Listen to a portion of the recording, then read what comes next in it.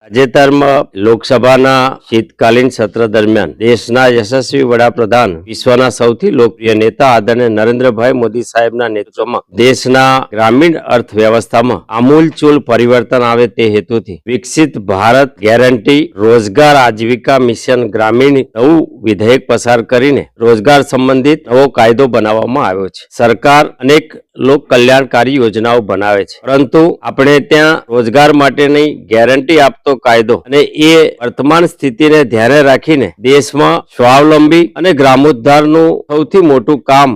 જે યોજના દ્વારા થવાનું છે, જેનો આગ્રહ દેશના આપણા સૌના આદરણીય પૂજ્ય બાપુ મહાત્મા ગાંધી પણ ઈચ્છતા હતા કે ગામડાઓ સ્વાવલંબી બને અને ગ્રામ સ્વરાજની તેઓની અવધારણામાં પણ ગામમાં બધી જ વ્યવસ્થાઓ ઊભી થાય એ હેતુસર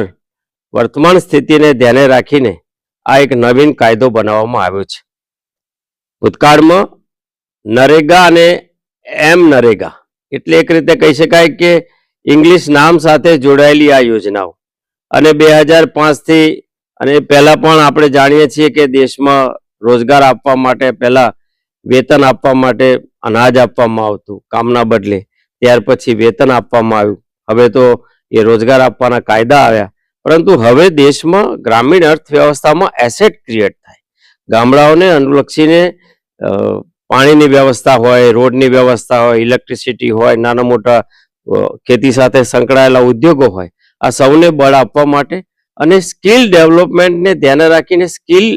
દ્વારા રોજગાર ઉત્પન્ન થાય, એક પ્રકારે નવી પેઢીને આવશ્યક હોય એવા અનુરૂપ જે રોજગાર ક્ષેત્ર ઊભા થવા જોઈએ એ કાયદાની મદદથી જી રામજી એક નવી યોજના દ્વારા શરૂ થઈ છે। આ યોજના જ્યારે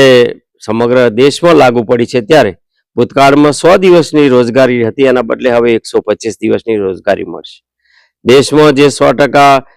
પૈસા કેન્દ્ર સરકાર દ્વારા મળતા આ યોજના હેઠળ એના બદલે હવે રાજ્યોએ પણ એકાઉન્ટેબલ થવું પડશે। રાજ્યોએ પણ 60% કેન્દ્ર સરકારના અને 40% પોતાનો ભાગ આપીને 40% શેરિંગ રાજ્યોએ પણ કરવું પડશે। નોર્થ ઇસ્ટના રાજ્યોમાં 90 અને 10%નું શેરિંગ છે અને યુટીમાં 100% કેન્દ્ર સરકાર દ્વારા આપવામાં આવે છે। આ કાયદાના સ્વરૂપથી દેશમાં વિકસિત ભારતને ધ્યાને રાખીને વિકસિત ગ્રામ બને એ માટેની આ અતિ મહત્વની યોજના અને આ કાયદો તાજેતરમાં પસાર કરવામાં આવ્યો છે।